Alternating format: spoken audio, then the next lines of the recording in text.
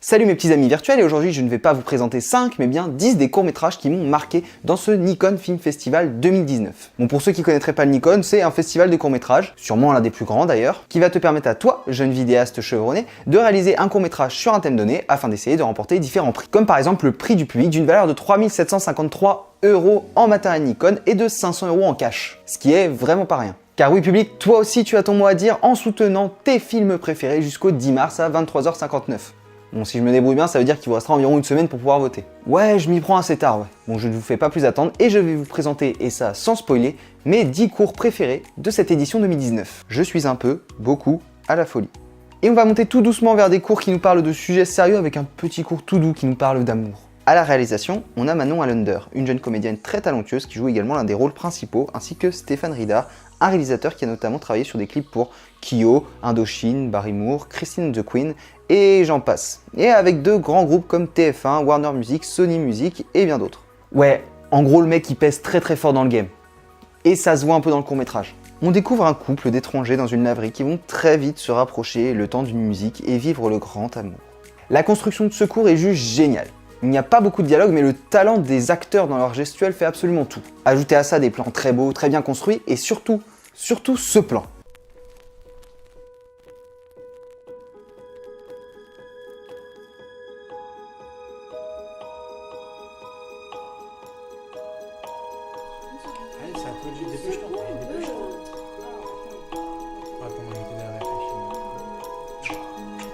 Tout le cours, et je dis bien tout le cours, se construit autour de la musique et de ce tourne-disque. Bon, je vous en dis pas plus, je vous laisse découvrir ça, mais c'est une prouesse tant au niveau réflexion qu'au niveau construction. Je suis Thalès. On continue avec un cours assez enfantin, c'est pas peu de le dire, puisque l'histoire se situe dans une école lors d'un contrôle de maths. Niveau réal, on a Florent Hill, un jeune acteur et réalisateur qui avait déjà participé à la précédente édition du Nikon avec Je suis 10 €, qui était bien.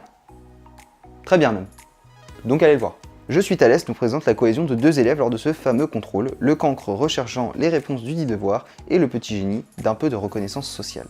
C'est beau, c'est drôle, on a une réal ainsi qu'une mise en scène, une colorimétrie et une lumière soignée à souhait, et puis dirigée d'aussi jeunes acteurs, chapeau l'artiste. Je suis un homme, un vrai.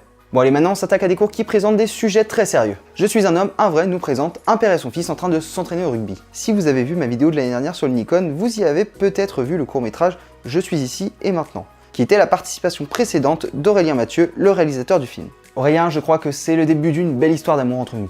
Ici, on parle de virilité abusive, avec des décors minimalistes et un jeu d'acteur fantastique et ultra juste. En bref, avec ce cours et le précédent, Aurélien Mathieu nous présente des thèmes importants qui sortent de l'ordinaire et traités avec une justesse et une imagination débordante. Je suis une gougère. Bon, on reste dans le minimaliste avec ce cours. C'est simple, la moitié du film, c'est un plan fixe. À la réalisation, on a Paul de Gromard et Antoine Crozet, un jeune comédien qui a joué notamment dans Scène de ménage 10% ou dans l'excellent Ce qui nous lie de Cédric Kaplich. Dans Je suis une gougère, on nous parle de faux semblants, de solitude et d'abandon, et d'une façon tellement puissante et minimaliste que le propos est beaucoup plus impactant envers le spectateur. Un long plan fixe pour sublimer l'interprétation de l'acteur sur un thème pas si souvent évoqué et qui glace le sang. Je suis un héros. On enchaîne avec un premier essai de réalisation de la part de Teva VTA, un directeur de la photographie. Comme quoi, il n'y a pas beaucoup de débutants dans cette liste. Je suis un héros nous parle d'un sujet qui a beaucoup été traité cette année, les violences conjugales. Mais il le fait d'une façon assez originale en mettant en parallèle les violences d'un homme sur sa conjointe et leur fils regardant un film de kung-fu, pour mener peut-être le plus dur combat de sa vie. Là encore, le jeu des comédiens est irréprochable et la lumière ainsi que la mise en scène sont parfaitement utilisés afin de traiter ce sujet très délicat. Et le fait d'apporter le point de vue de l'enfant à la situation permet vraiment d'appuyer sur le côté violent de l'action qu'on est en train de voir. Je suis votre victime. Bon, vous l'avez compris avec le cours précédent, on est passé dans des sujets extrêmement graves et on va parler de harcèlement. Je suis votre victime est réalisé par Neima Le Sen, une jeune cinéaste qui réalise pour la première fois une œuvre de fiction. Ici, on a un mélange entre harcèlement scolaire et harcèlement virtuel. On commence le cours avec une caméra diégétique qui nous place le contexte. Un challenge stupide comme on peut en voir des tas sur les réseaux. Diégétique, vous ne connaissez pas? Eh bah, je vais vous laisser ce nouveau personnage vous introduire le mot. Professeur, c'est à vous. Oh, bonjour les petits amis, désolé je ne vous avais pas vu. Aujourd'hui, je vais vous expliquer le terme diégétique, d'une manière qui me caractérise, avec simplicité et élégance. Une caméra diégétique veut tout simplement dire que la caméra se présente dans l'espace et le temps dans lequel se déroule l'action de l'œuvre. Il est à l'origine du sous-genre cinématographique du found footage, dans lequel le film ou une partie du film est présenté comme un enregistrement de vidéo découvert. À l'instar de Paranormal Activity ou du projet Blair Witch, ce procédé permet au personnage d'interagir pleinement avec la caméra et ainsi de le considérer en tant que personnage à part entière. Et une fois le contexte placé, c'est là que le drame commence. On suit Rémi qui va être prêt à partie pour réaliser ce challenge et le tout va très mal finir pour lui. C'est un cours qui m'a énormément marqué par sa froideur et la connaissance qu'il semble avoir sur ce sujet. Et puis c'est fait par une très jeune créatrice, donc je vous invite très fortement à aller voir ça. Je suis public et je suis aussi public. Alors là, on est peut-être sur mon coup de cœur de l'année. Oui, vous avez bien entendu, on a 2 courts-métrages pour le prix d'un. D'un côté, Julien Mercier à la réal, de l'autre, Alice Bonin, 2 élèves qui étudient à l'école 3IS. Et j'avais pas encore parlé de projet étudiant, donc ça fait sacrément plaisir. Cette fois-ci encore, il est question de harcèlement, et plus particulièrement de slut-shaming. En gros, c'est traiter les femmes de salopes et juger leur vie sexuelle. Si je devais résumer très vite, en gros c'est ça. On suit ici Laure et Inès qui vont vite recevoir des notifications sur leur téléphone présentant une vidéo d'elles en train de commencer leur zéba. Les 2 adolescentes vont alors avoir des réactions bien différentes. Alors pourquoi c'est génial? Bah déjà, parce que ça dénonce bien comme il faut. Et ça on aime. Ensuite, c'est filmé à la verticale.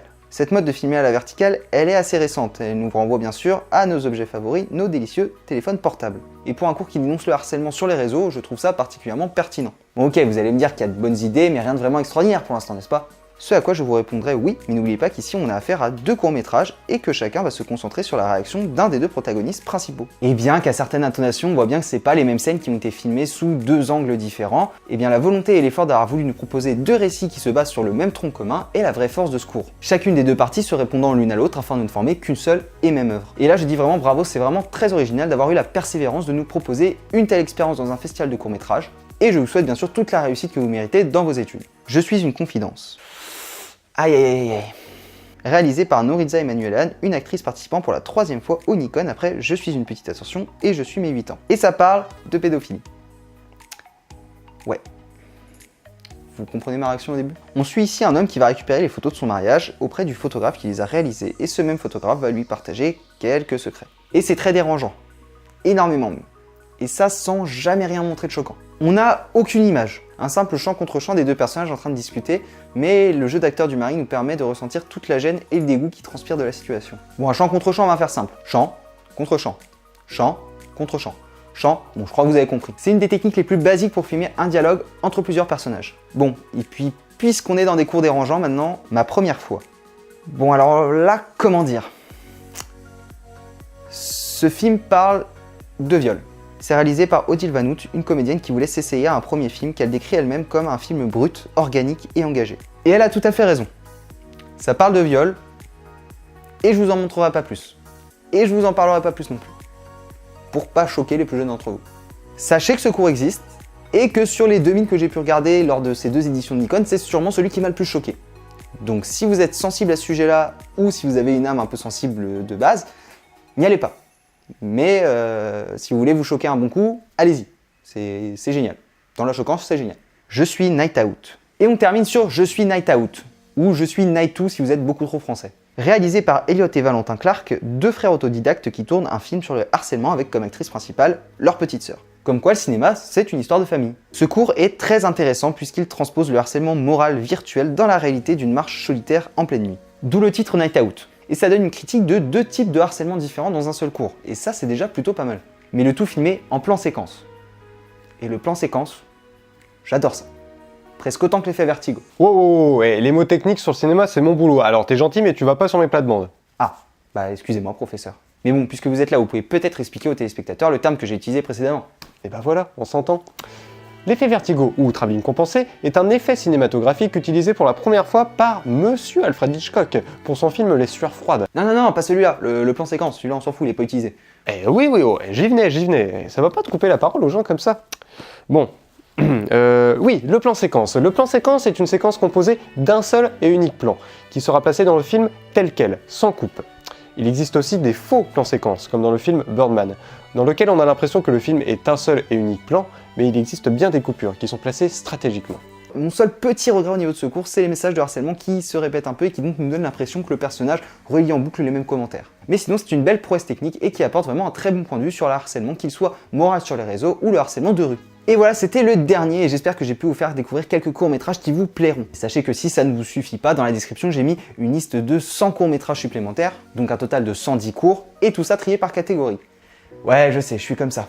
Y a pas de quoi. En tout cas, allez voter, c'est hyper important pour de jeunes cinéastes de vous partager leur travail. Cette année, il y a en tout 1249 films en compétition, ça vous fait à peu près 48 heures de visionnage, donc vous avez de quoi faire. Et puis, si t'as aimé cette vidéo, que tu veux me récompenser pour ces 48 heures de visionnage, ou alors que tu veux plus de vidéos sur les courts-métrages, n'hésite pas à mettre un pouce bleu et à t'abonner pour ne rien rater. Sur ce, moi je vais rattraper mes heures de sommeil parce que là j'en peux plus, donc salut hein.